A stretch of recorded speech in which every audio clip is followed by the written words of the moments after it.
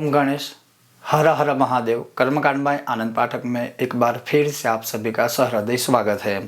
और बहुत बार ये होता है कि कोई भी पूजा पाठ हो, हालांकि इस विषय में हम पहले भी थोड़े बात कर चुके हैं, लेकिन फिर भी एक अच्छी सुंदर सी कथा गणपति खंड में प्राप्त हुई है। और यही कथा अगर आप देखें तो यही कथा जो है वह गणेश पुराण के उपासना खंड में भी दी गई है। और मैं जिस कथा की बात कर रहा हूँ वो है कि गणपति पूजन में तुलसी का निषेध क्यों होता है, गणपति जी को तुलसी क्यों नहीं चढ़ाई जाती है, या फिर जिस जगह पर गणपति होते हैं, जिस पूजा में या जिनकी पूजा होती है वहाँ तुलसी जी का वास निवास या उनको अर्पण नहीं किया जाता है, उनको अर्पित नहीं की जाती है।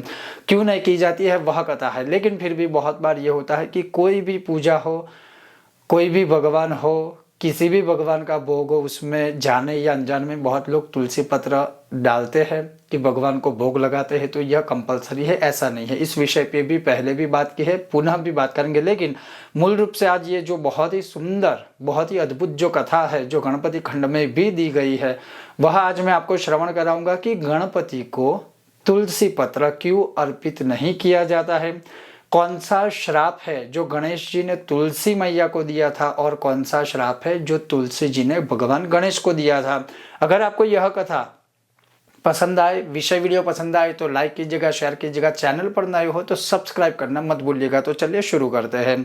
तो नारायण और नारद मुनि का संवाद चलता है और यह आगे के अध्यायों में भी एक कथा दी गई है। उस कथा में परशुराम जी ने माँ भगवती दुर्गा की आराधना की थी, स्तुति की थी, पूजा करके उनको प्रसन्न किया था। उसके बाद भगवान श्री हरि प्रसन्न होकर उन्हें गणेश अनुष्ठान का सुझाव देते हैं कि आप यह भी पूजा कीजिए, अर्थात गणेश जी के इस स्तोत्र के साथ गणेश जी की पूजा कीजिए। तो उस समय पर परशुराम जी ने गणेश जी के उस हरिकृत स्तोत्र का पाठ किया।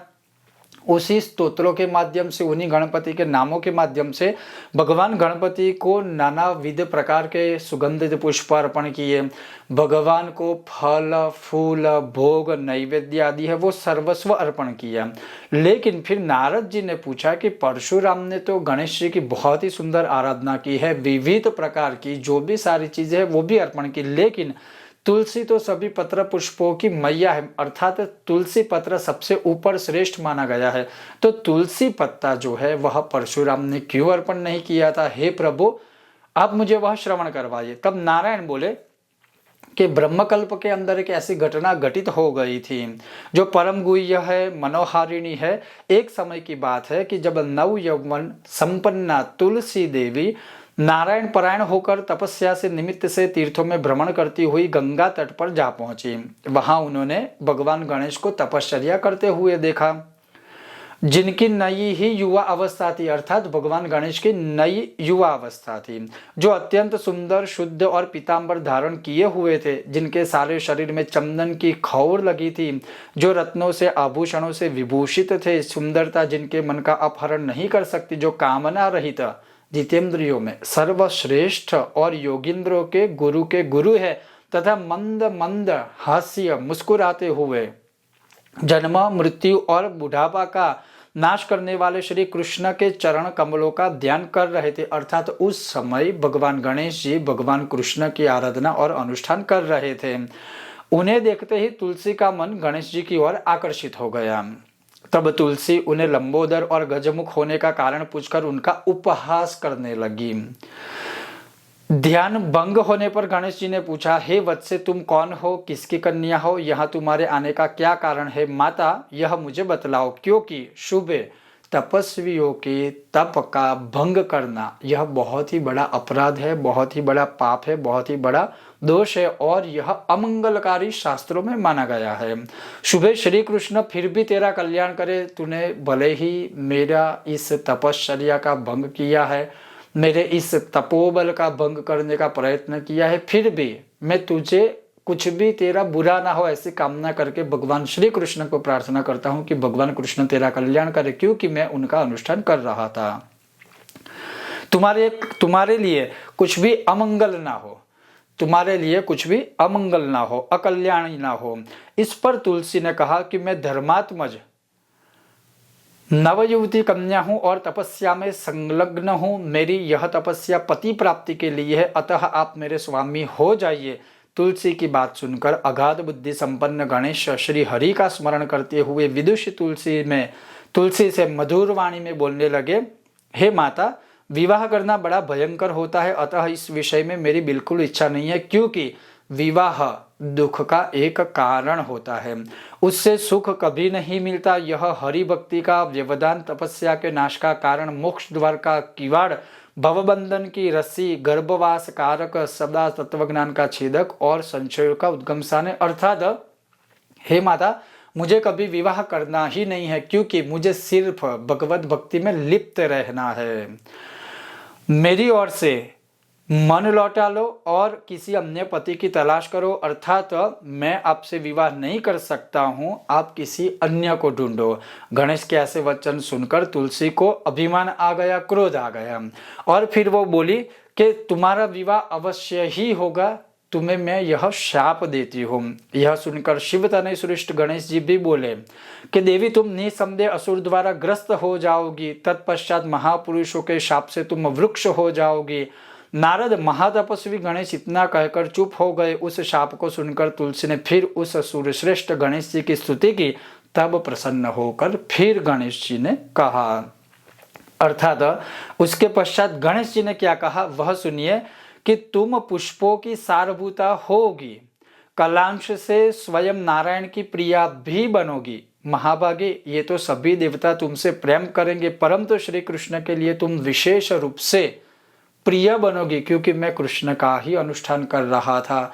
उसी समय तूने मेरे इस तपश्चर्या का भंग किया है। तुम्हारे द्वारा की गई पूजा मनुष्य के लिए मुक्तदायिनी होगी और मेरे लिए तुम सर्वदा त्याज्य रहोगी, अर्थात मेरे लिए सदैव तुम त्याग रूपी ही रहोगी। तुलसी से यो कहकर सुरश्रेष्ठ गणेश पुनः तप करने चले गए। वे श्री हरि की आराधना में व्यग्र होकर बद्रीनाथ के सन्निकट पहुंच गए।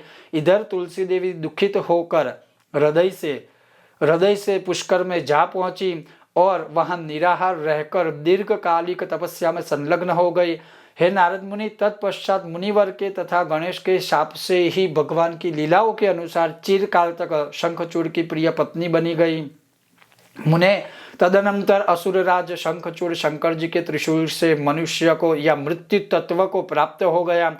तब नारायण प्रिया तुलसी कलांश से वृक्ष भाव को प्राप्त हो गई। यह इतिहास जिसका मैंने तुमसे वर्णन किया पूर्व काल में धर्म के मुख से सुना था, इसका वर्णन अन्य पुराणों में अधिकतर आपको प्राप्त नहीं होगा, लेकिन फिर भी यह जो मैंने आपको कथा सुनाई है यह प्रदान करने वाली है सर्वस्व, अर्थात धर्म अर्थ मोक्ष प्रदान करने वाली यह कथा जो है, यह आख्यान है जो मैंने आपको श्रवण करवाई। और इसी कारण से, इसी लीला के अनुसार, इसी कथा के अनुसार और इसी कथा की वजह से, अर्थात गणेश जी के शाप की वजह से गणपति पूजन में सदैव तुलसी को त्याज्य अर्थात त्याग करना ही चाहिए, जैसे इस कथा में सुनाया गया था और यही कथा है। लेकिन अगर आप दो कथाओं में सुनोगे तो एक कथा ऐसी है कि जब भगवान का शिरच्छेदन नहीं हुआ था, उससे पहले जब वह तपश्चर्या कर रहे थे, तब तुलसी ने उनके सामने विवाह का प्रस्ताव रखा था। और इस कथा में यह बताया है कि उस शिरच्छेदन के बाद जब गणेश जी कृष्ण भगवान की आराधना करते हैं, उस समय जब तुलसी मैया जब उनके स्वरूप का उपहास करती है और उनके सामने विवाह का प्रस्ताव रखती है, तब जाके भगवान गणेश जी ने उनको शाप दिया था। लेकिन मुख्य विषय यही है, मुख्य बिंदु यही है इन दोनों कथाओं का, इस कथा का, कि गणेश जी की पूजा में कभी भी तुलसी पत्र प्रयोग नहीं किया जा सकता। गणेश जी को कभी तुलसी पत्र अर्पित नहीं किया जा सकता। गणेश जी की पूजा में चाहे वो पत्र हो, पुष्प हो, भोग हो, नैवेद्य हो, कुछ भी हो, तुलसी पत्र या तुलसी के पौधे का या तुलसी के काष्ठ का कहीं पर भी कभी प्रयोग नहीं किया जा सकता, अन्यथा दोष लगता है। तो ये था मूल रूप से आज का यह विषय और वीडियो।